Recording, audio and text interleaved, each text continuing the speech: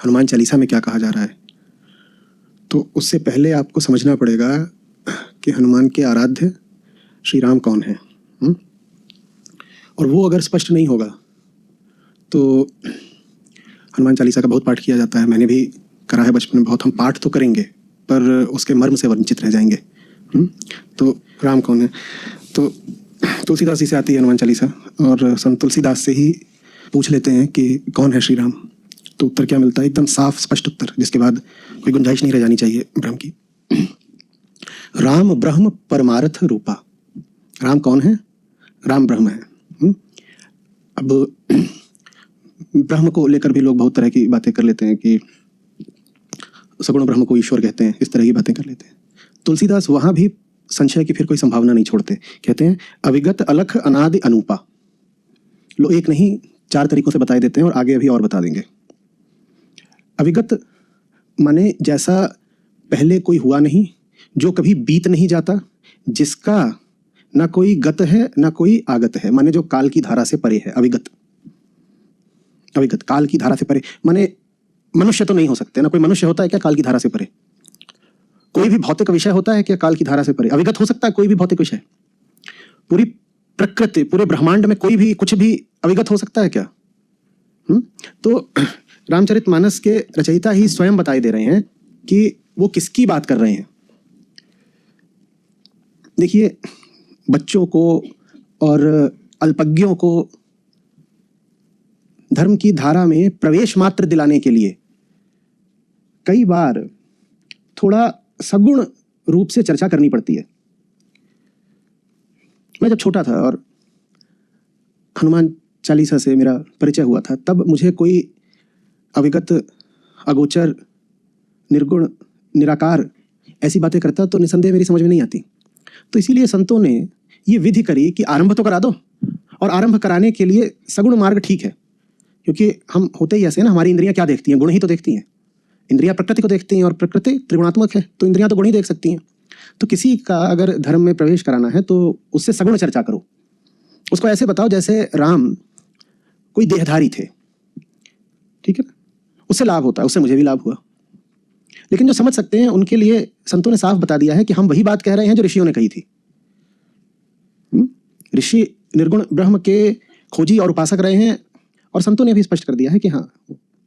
तो राम ब्रह्म परमार्थ रूपा अविगत अलख अनादि अनूपा। अलख माने जिसको लक्ष्य नहीं किया जा सकता, माने मन जिसका विचार ही नहीं कर सकता।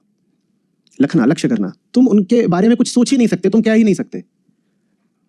कल्पना वगैरह के घोड़े बहुत दौड़ाने की जरूरत नहीं है, आपकी कल्पना के घोड़े जितनी दूर तक जाएंगे राम उससे कुछ अलग है।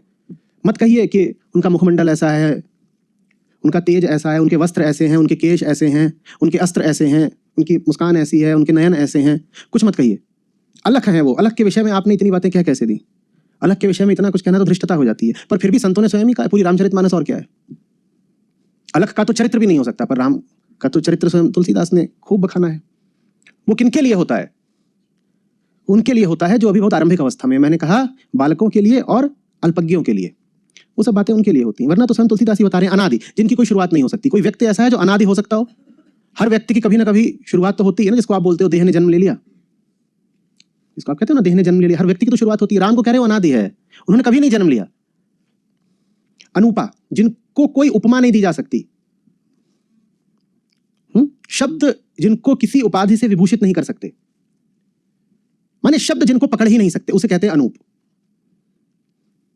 मन जिसका खाका नहीं खींच सकता, उसको कहते हैं अनूप। तो अविगत अलख अनादि अनूपा, वो है राम। जब हम राम को समझ पाएंगे तो हनुमान को फिर समझ पाना हमारे लिए अपेक्षित है, थोड़ा आसान हो जाएगा। सकल विकार रहित गद भेदा। सकल विकार, विकार माने गुण दोष, विकारों से रहित माने उससे रहित जहां गुण दोष होते हैं। गुण दोष सारे कहां पाए जाते हैं? प्रकृति में। तो सब गुण दोषों से, विकारों से परे है। जो प्रकृति से परे क्या होता है? अष्टावक्र गीता में हमारे साथ कोई है यहां से? अभी हमने बात करी थी ना, प्रकृति पर, पिछले ही श्लोक में भी बात करी है ना। हाँ, तो प्रकृति से परे जो है उसको क्या कहते हैं अष्टावक्र?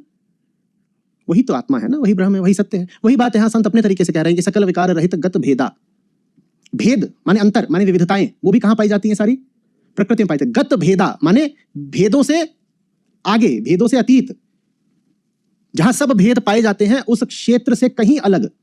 तो फिर वही बात कह रहे हैं कि प्रकृति पर, प्रकृति से अलग हैं जो, और प्रकृति माने सब कुछ, तन मन कल्पना विचार भाव, आप जो कुछ भी ला सकते हो उससे अलग है राम। समझ में आ रही बात? और ये बात कौन कह रहे हैं? ये बात वो कह रहे हैं जो रामचरितमानस और हनुमान चालीसा के रचयिता हैं, स्वयं वो कह रहे हैं, लेकिन हम ध्यान नहीं देते। ये अयोध्या कांड की चौपाई है। कहि नित नेति निरूपहि वेदा, लीजिए वेदांत पर ला दिया। कहि नित नेति निरूपहि वेदा, नेति माने नेति से कुछ याद आया? हाँ, तो राम वही हैं उपनिषद जिनकी ब्रह्म रूप में बात करते हैं, और कुछ नहीं है राम।